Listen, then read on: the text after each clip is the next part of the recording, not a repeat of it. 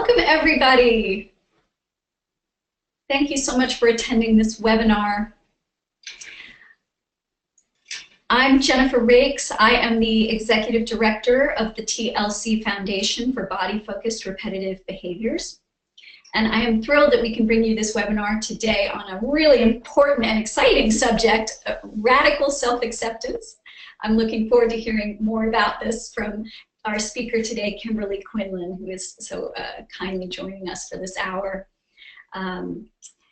Kimberley is a licensed marriage and family therapist. She has a private practice in Calabasas, California. She's a popular speaker at TLC events and has done webinars for us in the past. I'm thrilled she's back. She's an expert in BFRBs, OCD, and eating disorders, among other things. And she has a wonderful podcast called Your Anxiety Toolkit. And so she, I've heard her speak many times, and I'm very excited to hear her again today. Let me go through, before she starts, just a few logistics for everybody. We're so thrilled that you're attending. There's quite a lot of people attending this webinar. It's a popular topic. And unfortunately, we can't see or hear you, because that would be too many people to see and hear. So the way that you can be interactive, though, during this webinar is to type in your questions. So at any point during the webinar, if you have a question for Kimberley, please go to your control panel, and you'll see about halfway down a tab that says questions. And that's where you can type in your questions. And unless something is really urgent, we will wait until the end of the presentation to field your questions to Kimberley. But feel free to jot them down at any point that something occurs to you that you want more information about. And we will get to the questions in the last 15 minutes or so of our hour. I also want to mention to you that the webinar is being recorded, and all of our webinars are free to you to access. If you just, as somebody who is registered for this one, you'll be sent a direct link. But if you don't, if you want to look back at other webinars, even ones that Kimberly's done in the past, you can go to bfrb.org and just create a free login, and then you'll be able to see the many, many webinars that we've done in the past with lots of experts, and they're all available free to you. Kimberley also will provide her contact information at the end of this presentation on a slide, so that you can follow up if you need more information. We will also email you a PDF of the slides, and like I said, you can also go back and watch the whole webinar again if you want to refresh the information. These services and so many more are free to you.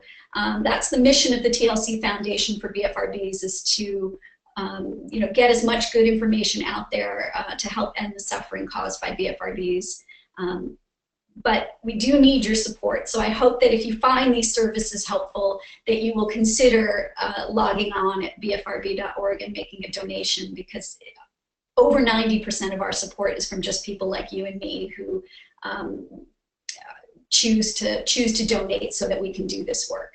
So thank you all. I'm thrilled you're here. I won't talk any further, because I know what we really want to hear is Kimberly's talk. And then at the end, I'll come back on and help field your questions to Kimberly. So thanks so much, Kimberly. Of course. Hello, everybody. It's exciting to be here. So I'm going to immediately go in, and let's get started. Today we are speaking about radical self-acceptance. And so let's go straight to it. The reason I have this picture here is actually a drawing my daughter did, but this is the image I have of what radical self-acceptance does. If you consider yourself at the center of the heart, if you can create a place where you are self-accepting of yourself, it spreads out, and it keeps moving like a domino effect, in terms of then we're more self-accepting or accepting of other people, and like a chain reaction. It's a beautiful, beautiful thing. So let's first talk about what is self-acceptance. So simply, self-acceptance is consent to be me. without judging myself or fighting what is. And what I mean by that is full consent, and what consent would really be is allowing yourself just to be who you are, and without that judgment piece and without fighting to be something else. And I think that's, you know, we couldn't have said it any more specifically. But that alone, I personally, I sort of start to laugh as I say that. That alone sometimes isn't enough. And what I like to do is move over to more radical self-acceptance right here, which is far-reaching, it's thorough, it's extreme, it reaches every corner of our being. It's accepting even the small pieces of the small moments, the small interactions that we experience. And I'll talk more about that as we go through. But what I want to make sure before I move on is I want to determine what self-acceptance is not. Sometimes the definition is, in my mind, better talking about what it isn't than what it is. So self-acceptance is not an if-then statement. And so let's talk really here about, I'm sure some of this may really resonate with you. I know it does me, is sometimes I'll notice I'll have this if-then statement, and it might be, if I have more money, well then I can accept myself. Or when I have the clothing or a car or a house or makeup or the newest phone or material goods, well then I can be at peace with myself. Or often, and I think what I speak to a lot with my clients is, and I hear them say to me is, well, when I don't have this disorder, well, then I will accept myself. And that's a really tricky place, because that actually keeps the disorder around when we have that experience. Another example is the absence of a problematic behavior. So this could be simply just picking or pulling. A lot of people will say, well, I refuse to accept myself until I stop this behavior. Now, while that does increase motivation, and I think it can lead us towards, you know, better treatment, you know, taking care of ourselves, while that can be really important, this idea of not accepting that we are okay having done this problematic behavior, whether it be picking or pulling, it does tend to lay on a degree of shame and guilt. And sometimes that shame and guilt then creates a higher urge that makes us want to pick and pull. So I really want to focus in on that, and you may have questions at the end about how we can work with that particular if-then statement. Another example would be, if I appear or look better, let's say I don't have blemishes on my face, or until I have, you know, grown my hair back, well, I can't accept myself until then. And that's another really problematic one, because it builds another degree of shame, and it's a very painful place to exist. Some would say simply, until I suffer less, well, then I can't be accepting of this moment or of myself. For people who have any kind of coexisting OCD or anxiety, they may say, until I have better thoughts, or until I have the absence of anxiety. And another one that I often hear is, until I have a boyfriend or a partner, well, I can't accept myself. I can't see myself as being a good human until that example. So these are just a few things that self-acceptance doesn't involve. It does not involve anything other than what you have right now in this very moment. That's as simple as it can get. That right here, you know, it's 11:10 in California, but this exact moment in the world, you would be accepting yourself just as you are, right here and right now. So what I'm really talking about here, and I really want to get into here in a few slides, just how we can go about that and some ways we can manage that. But let's sort of think about it on the deepest level. If we were to accept that you are who you are right in this moment, that full acceptance would involve us acknowledging and allowing ourselves to be worthy of love, worthy of pleasure, right? That means being taken care of. It means having activities, having things that are nice. It would also involve us being worthy of joy.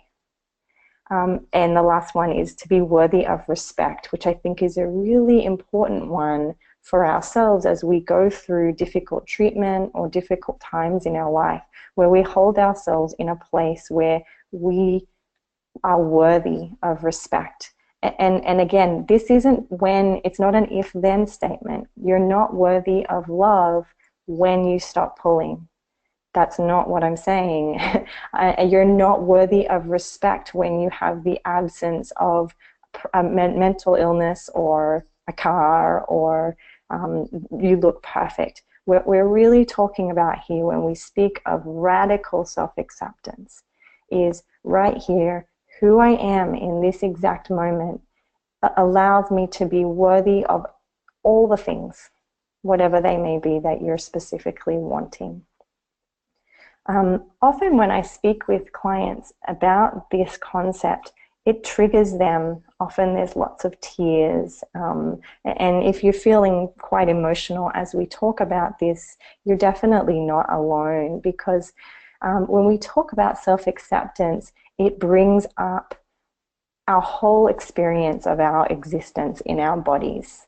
And that can be quite painful. So I just want to, of course, if that is happening for you, I just want to sort of send you out a virtual hug and let you know that you're definitely not alone in that. Because even for me, when I'm speaking about it, I feel, often very overwhelmed by emotions that come very deep. Sometimes from childhood, sometimes it may be just from my own sense of self-esteem. So let's move on now that we've, I really want to make space for everyone if this is, triggering, but let's move on. Most of the time when I talk with clients about this idea of radical self-acceptance, so a complete from corner to corner in your life, accepting that you are exactly who you're supposed to be, I am often met with these two simple words, yes, but. And if you're listening, I want you to stop and pause just for a second and ask and acknowledge, what was the yes but that you had? What was the yes but? It would probably be some type of if-then statement. Or it might be, I'm going to go through a few other examples as we move forward. But the yes but lies where your big change needs to happen. It really is like that's where your work is. If I were to say, to a client, that's where your work is in whatever follows the yes but. So let's take a look at that. The first step towards awareness is the first step towards acceptance really is awareness. And then they said the second step is acceptance. So forgive me, I've misread that. The first step towards change is awareness. And the second step is acceptance. So the reason that this is so important to me as a phrase or as a quote is, how would I expect anyone to make any change in their self-acceptance if they weren't aware of their yes but? Right? It's too easy for me to say, oh, just accept yourself, and for someone to say, okay, I will. And if they haven't accepted and have been really aware of their but question, well, it's probably not going to work, right? So let's take a look there. And I really want to look at awareness as, if you were to leave today, this is going to be one of the most important skills that you learn. Okay. So here is awareness. Awareness is becoming a non-judgmental observer to the narrative that we have about ourselves. And this is probably the most important mindfulness skill that I speak with my clients about. So what do I mean by that? To be an observer would just be to notice your thinking, right? To notice your thinking about yourself, and to notice how that narrative is just an opinion. Okay, so I often will say with my clients, some of you who've heard me speak before, I use this example a lot, is if, let's say, I've chosen to wear my particular pair of shoes today, and I come into the office and I say, look at my shoes, are these the coolest shoes you've ever seen? And then the person sitting across from me and says, no, they're actually the ugliest shoes I've ever seen. Well, who's right? And the point of me bringing that example up is nobody's right, because it's all opinions. It's all just thoughts that we have. And there's no real fact based on it. And so the reason that we really want to be more aware of this subjective narrative, or I just call it an opinion, is that there lies the narrative that stops you from allowing yourself to be whoever you are. So here are a few examples. I can only accept myself once I've stopped pulling. Okay, so we've talked about that already. That's a simple if-then statement. And I want you to be really, really aware of you when you have those thoughts in the next few days. Another one is, I'm so ugly because I have no eyebrows.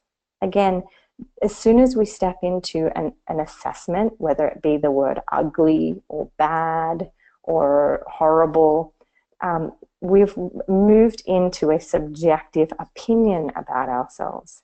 Now the goal, as I say at the top of this slide, and this might be the most important slide for anyone who's listening, is to really work on being non-judgmental, right? So really speaking in facts instead of speaking through this idea of I am good, I am bad, I get points because I did well in my test, I get no points because I pulled my eyebrows out. If we're working on a point system, that it's basically as if we are literally being tested every day for our worth. And that's a really exhausting place to live. Another example is, I'm a fool for having this problem. And again, that's another really common one I hear, particularly for someone with a BFRB, because we often seem to think that this is an absolute fault in our existence, right? And so that's a really important thought to be aware of, because that thought in and of itself stops us from being radically self-accepting, right? Another one is, you're pathetic. You've let this ruin you for too many years. Again, there's so many pieces in these sentences where we're being heavily judgmental, right? And saying you've let it ruin you. Again, the idea of saying it's ruined me is as if pulling alone or picking alone disqualifies me from having love and worthiness and pleasure and respect. Again, the goal here, if we were to really go into a really advanced mindfulness tool, is just to observe, oh, I'm having the thought that I'm a fool for having this problem. And by doing that, by labeling it as a thought, what we're doing is we're giving it less power. And in addition to that, we're not getting caught up into the content of it, which is, the truth is, you're not a fool for having, whatever it is that you're going through. You're not a fool because you relate to your class. That's if we get caught into the narrative, we go back to this points system of whether or not I'm good today. And I'm here to share with you, hopefully, to make you understand that there is, no matter how much you've gone through, there is no day where you can't be self-accepting and that your worth has gone down. So radical self-acceptance, if we were to look at the whole idea again, is to let go of these faulty narratives we have about ourselves, okay? And really to become aware and observing of that narrative that we all have. I have to keep catching myself on this as well, and I'm someone who practices this as much as I can. So it's something that you'll constantly be practicing. The next step is to see things with a beginner's mind. And what I mean by the beginner's mind is to see something as if you've never seen it before. If you thought back to when you were a child, or if you have children, think about, you know, that moment when you were 2 and you saw for the first time, let's say, a hairdryer or a brush or just something. It could be whatever it was. Sometimes it's car keys.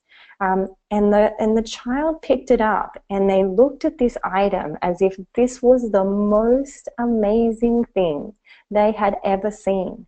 And they're absolutely curious about, I wonder what this is about. I wonder what this means. What does it do? You know, how does it serve me? What sounds does it make? What feeling does it have? Now, the beginner's mind is a Buddhist philosophy or a concept, which is to remind us to look at ourselves as if we'd never seen it before. And we strip away the belief system that we have on ourselves about that event or that theme. So here's an example. We look at ourselves in the mirror in the morning. Immediately, probably goes off years of new beliefs or old beliefs about what our face and our body should look like. Well, it should be thin, and I should have no blemishes, and I shouldn't have scars, and I should have this. It's just going to be a should party, I'm guessing. But what that really is that's just society's way of telling us what will happen, what you need to have happen to you so that you can be accepted. And that's a major mistake that we make in today's society. Marketing keeps telling us that new products and new cars and new phones will make us accepted and loved. And it's taking us away from really being in a place of you have everything you need purely because you're a human, and that's all you really need on your checklist because you're here and you're here to experience this thing that we call life. Right? So really the beginner's mind is a really important concept when we're talking about acceptance, because it allows us to strip away the beliefs and the yeah buts and all of that trash that we've sort of taken on, and allows us to just see ourselves for who we are. Right? Such an important and beautiful tool. The last point here is to stop clinging to things being different, right? So in a moment where, let's say we've had let's say for the sake of this webinar, you've pulled a lot of hair out, or you picked a lot, and you went into a trance, and you finally came out of it, and you've done some, you've created some blemishes, or there's an outcome that you're not pleased about. In this present moment, what we would usually do is we would cling to these ideas of who we should be, and cling to the 10 minutes ago when we didn't have this event happen. And really what that's doing is it continues to feed us away from being very accepting and very peaceful and compassionate with ourselves. Ultimately, if we're clinging to it being another way, without us even knowing, we're telling ourselves, you're not enough. You're not good. You are in fact bad. You should be a different way. And that clinging, even though we don't even catch it, it's so painful, and it actually creates more problems in the end. So again, let me just go over this real quick, it's letting go of that false narrative. It's seeing things as if you've never seen them before. And it's not clinging to how it should be or what it was or what it could be in the future. It's staying very present. So let's talk about, this is my favorite part of the self-acceptance piece, is what's getting in the way. So often if I'm with a client, I will say, okay, go off for a week. I want you to practice self-acceptance. But what I want you to do is I want you to jot down what gets in the way of you doing this behavior, right? I think that's where all of the real good information comes from. And often what gets in the way, I'm just going to share with you the ones that I have heard the most and I experience the most myself, is these faulty beliefs about ourselves in this larger world that we exist in. And again, let's first really make some space for the fact that marketing and our societal values don't set us up for success here. We're being told every single day that we should and could be better, whether it be the new skin aging cream, whether it be the luscious Pantene ad on TV about how your hair should and could look, where we have to really make a lot of space to see how much they have sort of pushed us away from self-acceptance. So the first one is, I shouldn't have this problem. So here's an example. I'll say to clients, okay, I want us to sit here and for 1 minute, we're going to practice just being who we are, right? And the yeah, but will be, yeah, but I shouldn't have this problem, Kimberly. I shouldn't have this issue in my life. So let's speak to that. Why shouldn't you, right? You are going through this. There's nothing we can do to fight against that. Whatever the problem may be, whether it's that you're pulling hair or you're picking skin, it could be that you have panic attacks, it could be that you have depression. If we were to say, I shouldn't have this problem, again, we're basically saying this, you're not good enough in this present moment. But this is where I would say, let's get real quiet. Shh, let's get real quiet. And let's see what this has to teach us, this problem. What I'm not suggesting here is that the problem is here because you deserve it, because that's definitely not the truth. But let's get really quiet and let's listen for what this problem is trying to tell us. Is it trying to tell us that you are really afraid of losing friends? Or are you really afraid? Do you have a lot of fear around perfectionism or people not liking you? Let's actually get really quiet and listen to that and open up a lot of space for what we could learn from this issue or problem that we have, right? Let's say you have had a massive urge to pick your skin, right? So let's say, okay, let's get really quiet and look at this and notice that in that moment where you have an urge, it's not that something is wrong with you, it's that what your body is telling you in that moment is, there's a lot of discomfort here and I really want some way to make it go away. Okay, well now we have that piece of information and we can work with that, right? But to say I shouldn't have it, again, is taking us, that's the clinging piece. That's taking us away from, but you have it. This is the problem that we have and we'll work it out together, right? And that while you have this problem, right, and I'll call it a quote unquote problem, but while you have this problem, right, can you soften the blow? Often we as humans, because we are so productive, we think that we have the solution to the problem and we work towards solving it without realizing that we're working in the wrong direction. And that this is a perfect example is, okay, instead of trying to push my feelings away and push the problem away, maybe I could work at just allowing the problem to be here while I went about my day, right? Could I allow the urge to be there while I fully put my hand over my heart and I practice just accepting that this is what I'm experiencing in this moment, right? So I could speak about these for hours, but I'm not going to because I don't want to take up too much of your time. So let's go to the next one. But this is a really important one about, again, that we've shamed ourselves, again, as a society for having problems. Right. So here I stopped everything as I was writing out this webinar and I wanted to throw in that all humans have faults. And I'll say it again, all humans have faults and all humans have internal struggles, often that we don't even know about, right? and terrible, horrible, no good, very bad days. And that's actually a really wonderful kids book called Alexandra and the Terrible, Horrible, No Good, Very Bad Day. And it's a really wonderful, wonderful book. The reason I love it is because it fully embraces the idea of acceptance, which is, yep, some days we have these terrible, horrible, no good, very bad days.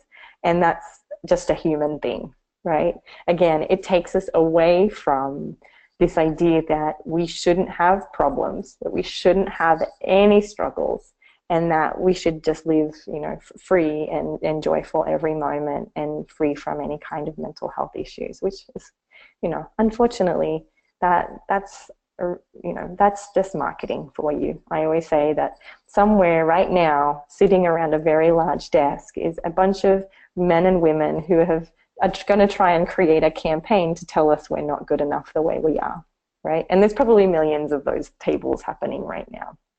And we have to work against that. Okay, the next one. Okay, the only way I will change is if I keep beating myself up. Okay, this is another thought that gets in the way of us radically accepting who I am, right?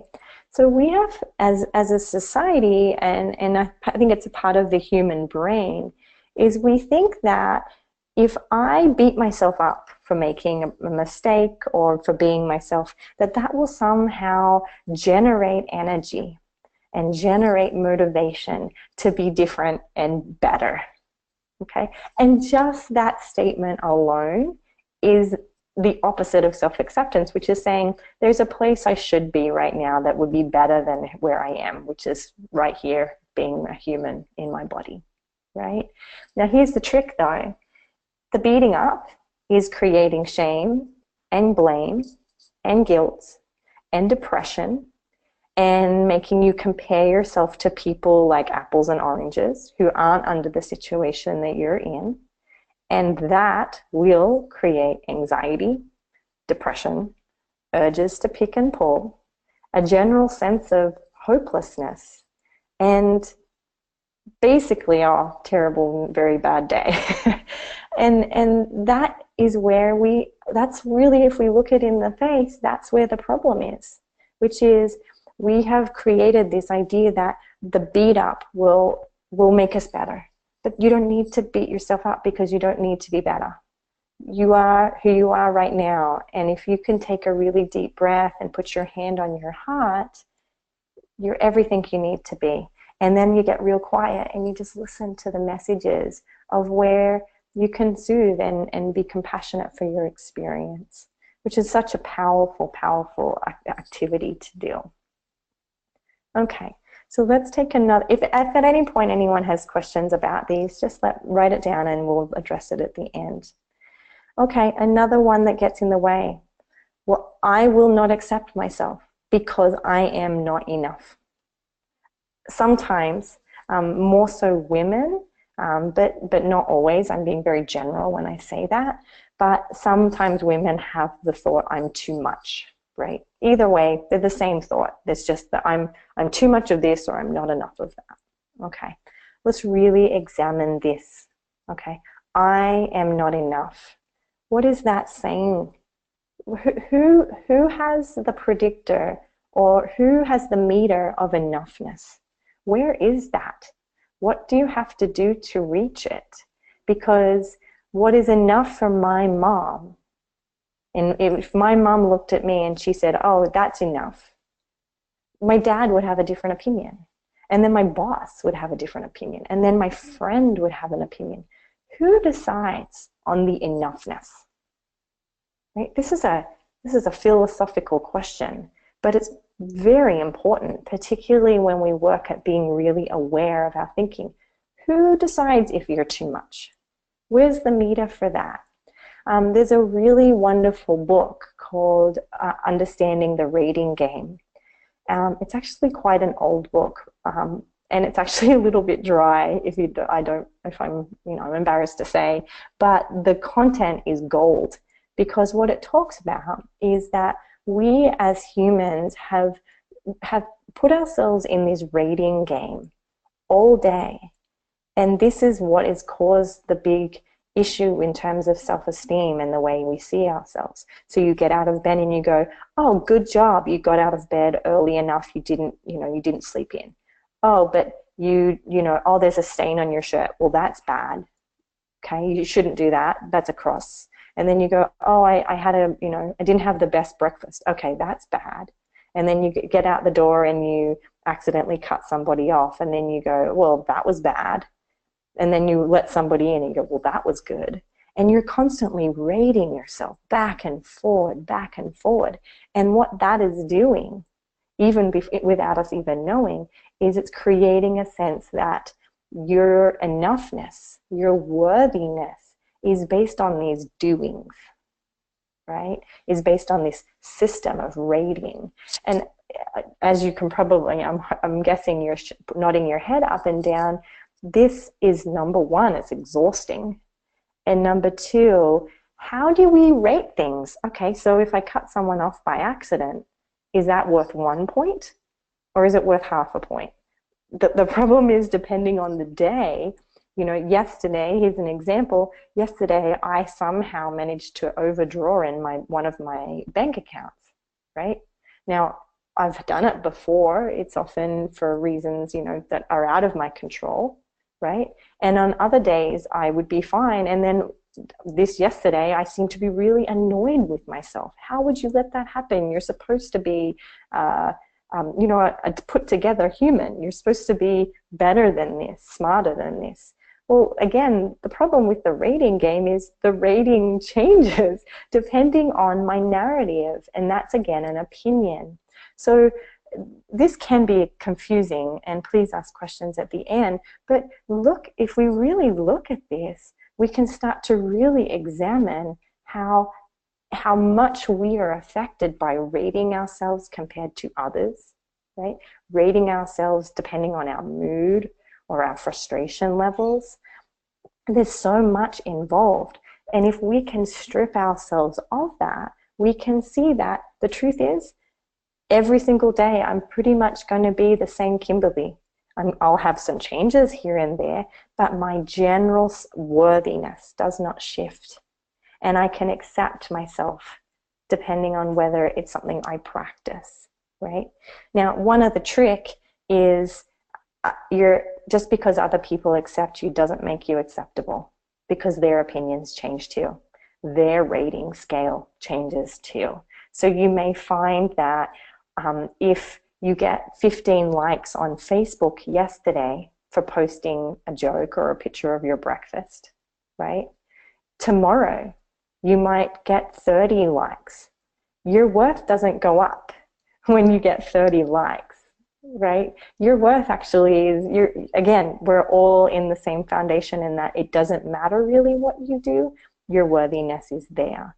So be very careful of how social media can play into this idea of I am not enough or I am too much. Okay. All right. So another big one, this one specifically I wanted to put in because this is really much true for those who have BFRBs in session. They'll say, well, okay, Kimberley, here's the deal. I'll accept myself. If I accept myself, I'm probably going to completely lose control of myself. Until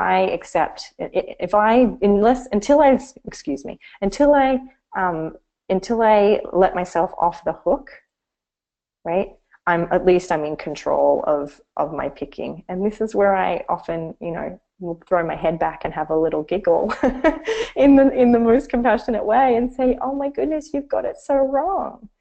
If I accept myself, this idea that you'll lose control is completely incorrect, right?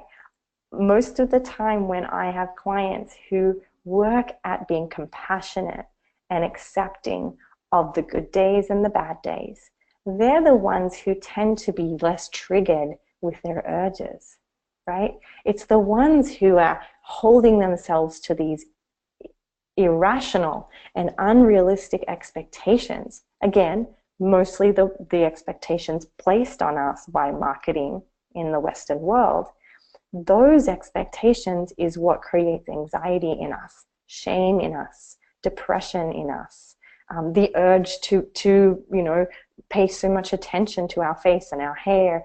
And we know, if we are to look at the CBT tools for BFRBs, the more time you spend in front of the mirror, the more likely you are to pick and pull, right?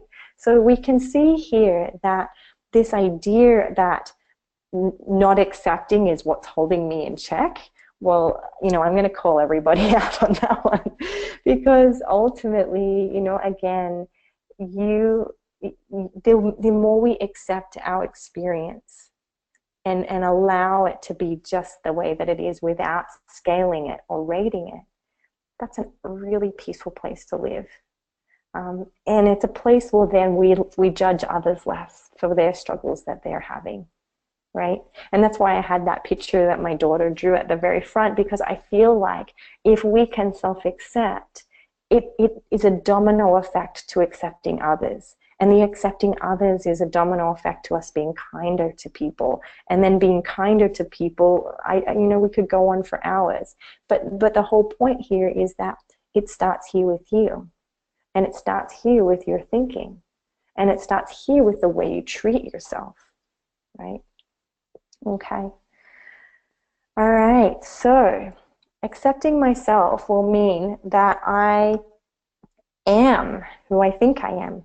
All right. This is a really big one with eating disorders. So people with eating disorders, we work on awareness, and they have the thought that they're fat every day. And they think that if they accept themselves, they have to accept that they are fat. Right? Same goes for BFRB. Same thing goes for any type of mental illness. Accepting yourself does not mean that you are accepting your negative thinking, right? Accepting yourself does not mean that you are ugly, right? Accepting yourself is, it doesn't really matter what I look like. I'm gonna let myself be a human today. I'm gonna play the ukulele if I want to.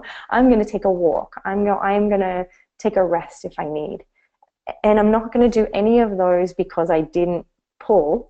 I'm going to do them just because I deserve them, because I'm a human being, right? And so it's really not taking on those faulty beliefs and that false narrative that we have about ourselves, okay?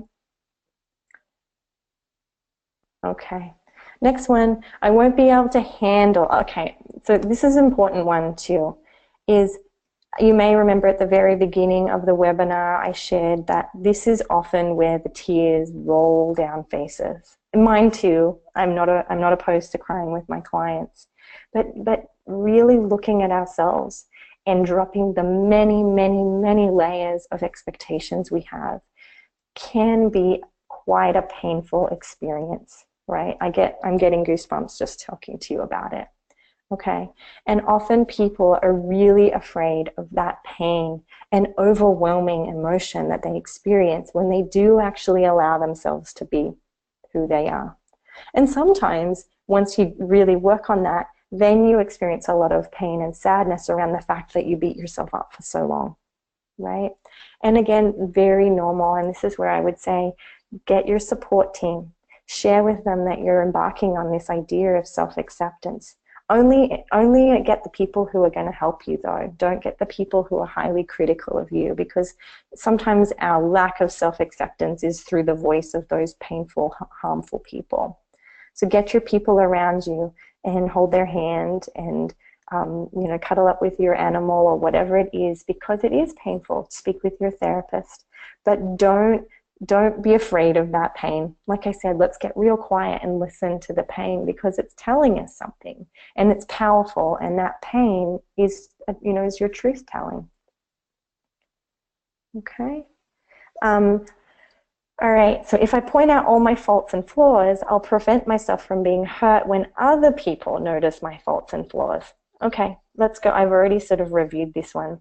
Okay, you don't like my shoes and I like my shoes. Nobody's right. Neither of us are right.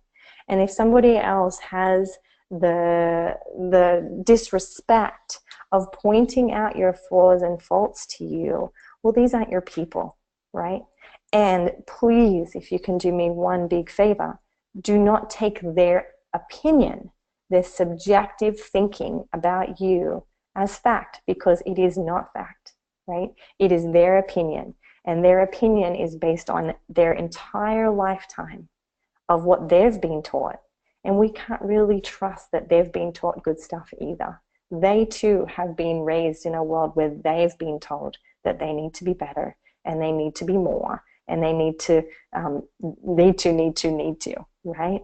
Again, even if people are really cruel to us, we also have to look and see that they're caught in the same system we're caught in, which is this system of not enough, not worthy, right?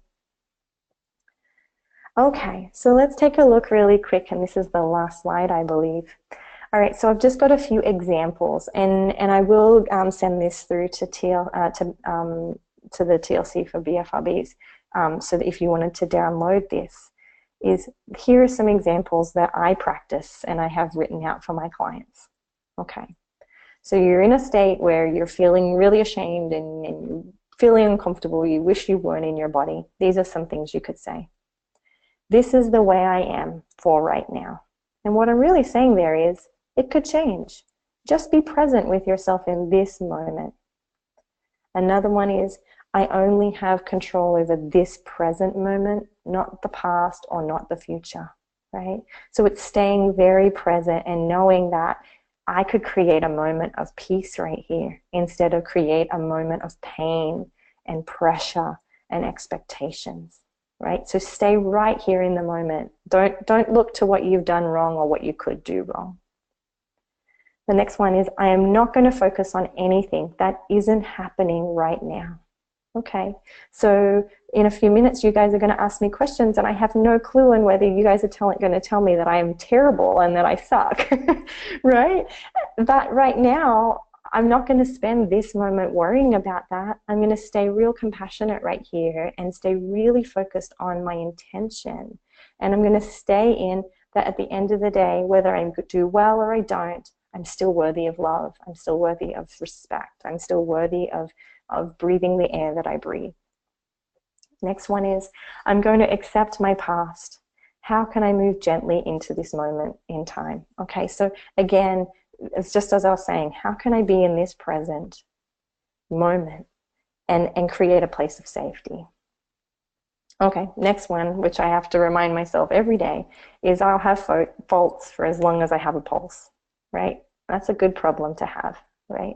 And the truth is, again, we do have to sort of take a beginner's mind to our faults, because often we'll see that, okay, so we made a mistake. What can we learn? It's not because I'm not smart. It's because we're all students of this world. Okay. We as humans must allow ourselves to be humans who are doing the best we can with what we have. And that you've heard me say that throughout today's presentation. Okay. This one's my favorite, guys. Excuse me, I'll just move this so I can see.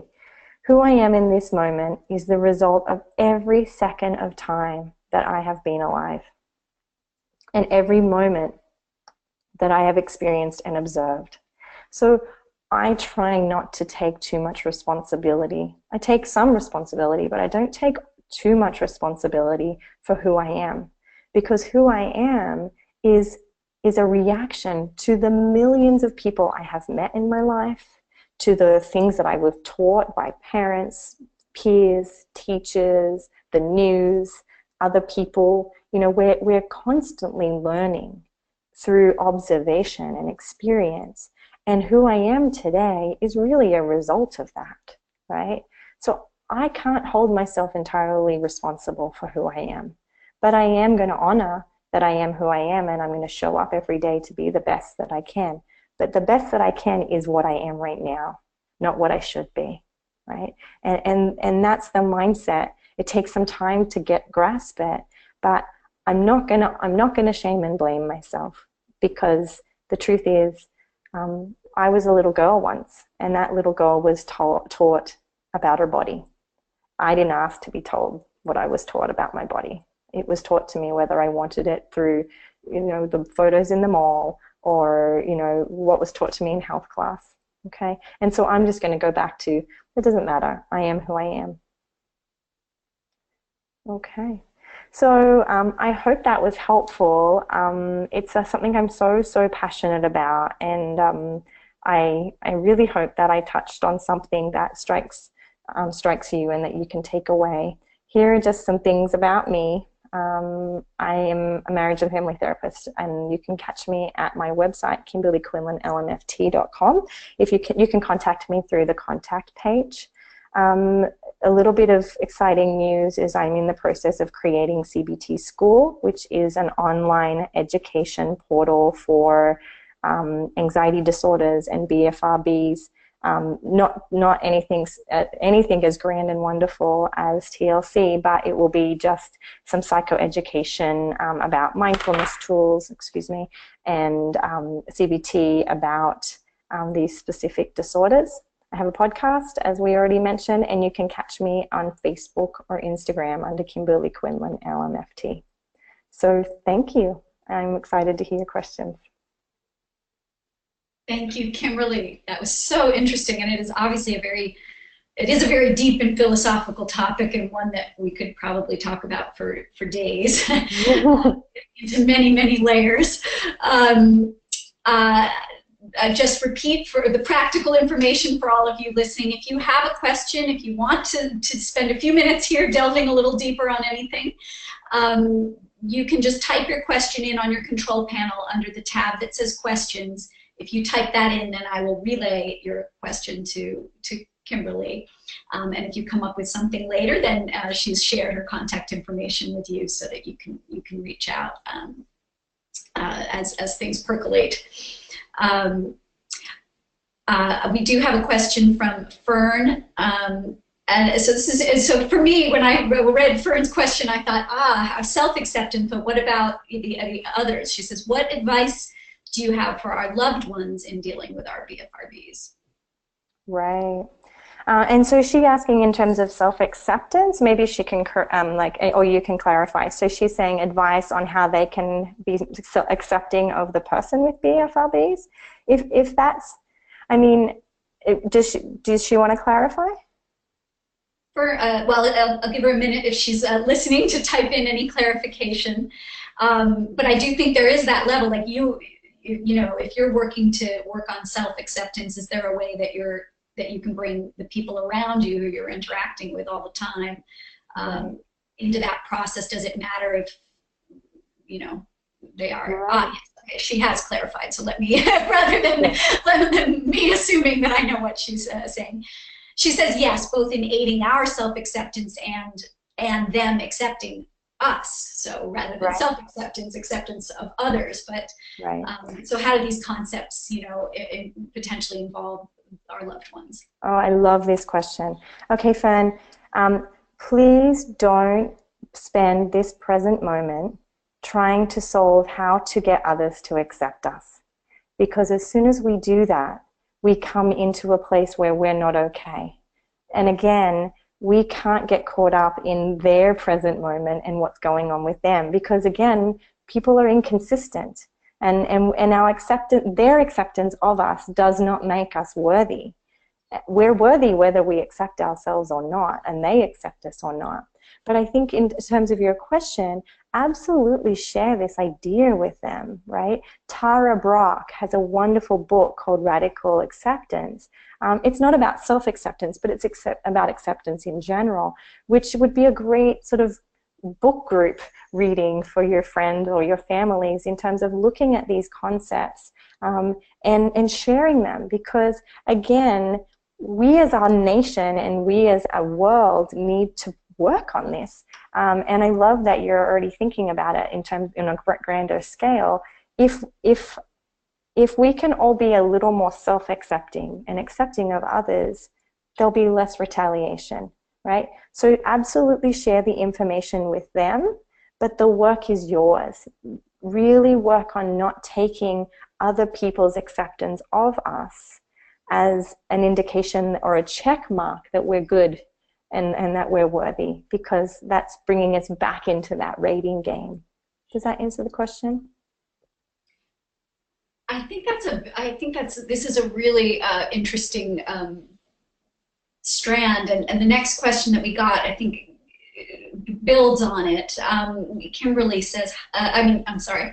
It says, thank you for your webinar. How can I explain to someone who questions my skin picking and why my hands look the way they look without feeling ashamed or guilt? Okay. My answer to that would be, please don't go into any experience trying not to feel a feeling. Because again, this is why I said at the beginning, get really quiet and observe about that feeling and make space for it, right? When we can be accepting of, again, shame and guilt are normal human experiences, right? No one gets out of life without experiencing them. And with BFRBs, that's probably because they're uneducated about it, right? And it's probably because they too were taught that their skin should be perfect and that their hair should be perfect. And that's no fault of theirs either. That's the fault of the grand scheme of what we were taught as children, right? I'm not to say that it's not cruel and harmful. Absolutely it is, but we have to be compassionate to the fact that they got taught just what we got taught. But in terms of the emotions that you feel, put your hand on your heart and make space for the fact that, oh, right now I'm having feelings of shame and guilt. But just because you have shame and guilt doesn't mean you should be ashamed and guilty, right? Again, that's a narrative that we've created about ourselves. So observe that shame's coming up for me, and I'm going to go fully into self-acceptance. I'm going to go fully into self-compassion around the fact that that person brought up shame and guilt for me. Right? So I know I'm not answering the question on how to make it go away. The reason I'm doing that is because I would be doing you a disservice to tell you to try and make it go away. The work here is to lean into, this is my full experience right now, and I'm going to be really soft and accepting and gentle with myself as I feel this feeling. I hope that helps. And I think again, that is a hard concept, and to me at least, it sort of segues to this next question from Michelle. She says, when you say, quote, listen to my pain, what is it telling me? What do we do with that pain? The urge is so difficult. Facing pain makes the urge worse. What would you say about this? Right. I could seriously spend a whole nother webinar on this subject alone. And I go into detail with clients about this is, okay, so our pain, it's not there because we deserve it, right? It's there sort of as a human experience that we have, and it's sort of a bit of, sometimes can be a messenger, right? So if you have a deep feeling of pain, the work here is to practice mindfulness around it. So yes, shame, guilt, depression, all anxiety, these can all really increase an urge. And this is where with my clients, I'll say, okay, all right, let's say you experience shame. Well, how do you know you're ashamed? And they'll say, oh, I have, they'll give their own experience. I have tightness in my chest. I have a massive lump in my stomach. And I'll say, okay, instead of pulling or picking to make that feeling go away, could you just notice that your stomach has a massive pit on it? And could you practice, again, not judging yourself for whoever it is that you are, right? Could you, and again, I could spend a lot of time, I want to go into this in detail, but could you spend moments individually with each of those feelings? Okay, the tightness of your chest. Okay, can we soften that? And what happens by practicing that is we start to make friends with pain, right? And shame and guilt and all of those uncomfortable sensations. You're not going to love it. You're never going to be like, yay for shame, I love shame. But you will start to have less of a reactivity to it. It will feel a little tiny bit safer.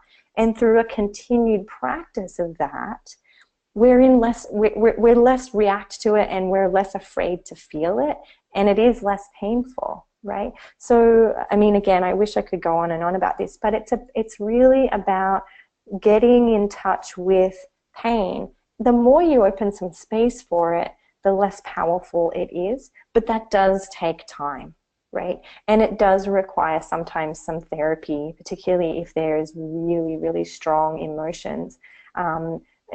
or someone to hold your hand. So if it's really, really painful, absolutely. I mean, there's no right way to feel pain, but you know, I think that the work here is to give yourself lots of time and compassion and self-acceptance for how we experience our own pain.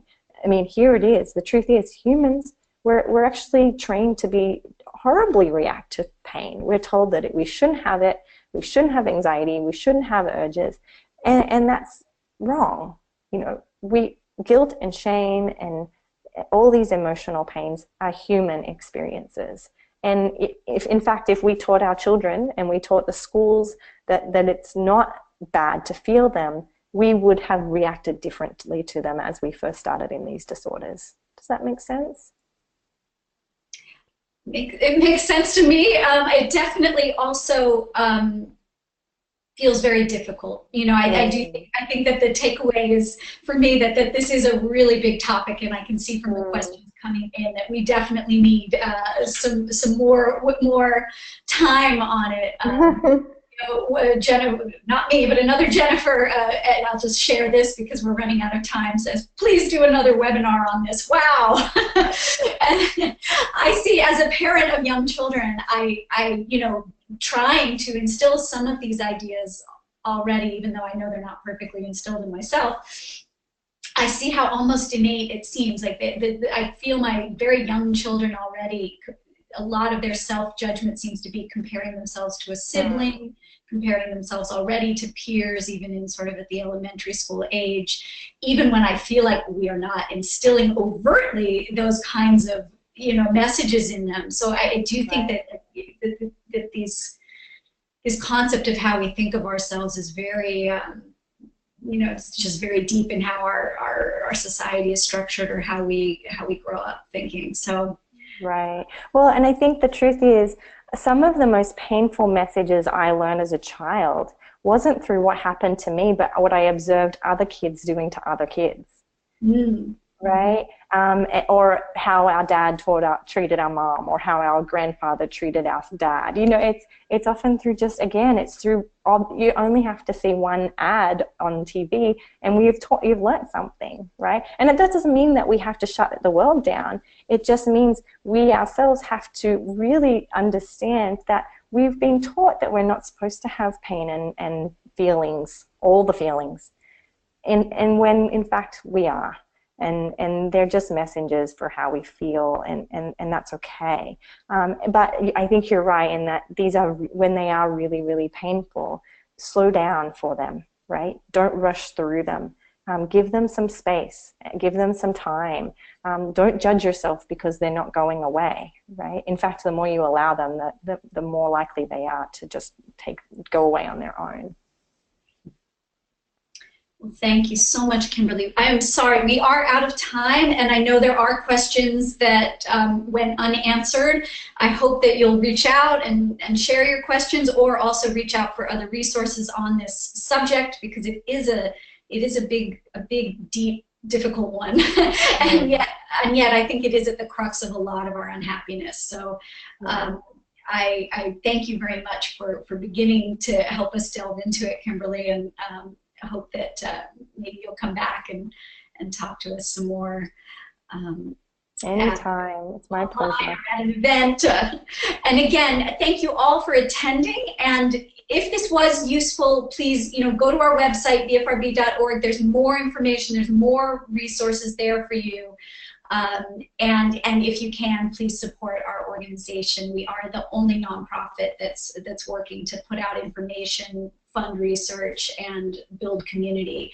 And we can't do it without you. If those of us who have BFRBs and care about BFRBs don't get involved, we can't work for better answers. So I thank all of you who are supporting TLC, and I hope you'll come back and participate in another webinar with us soon. Thank you, Kimberly. Of course. Thank you, guys. And thank you so much for all the work that you do, Jennifer. Oh, thanks.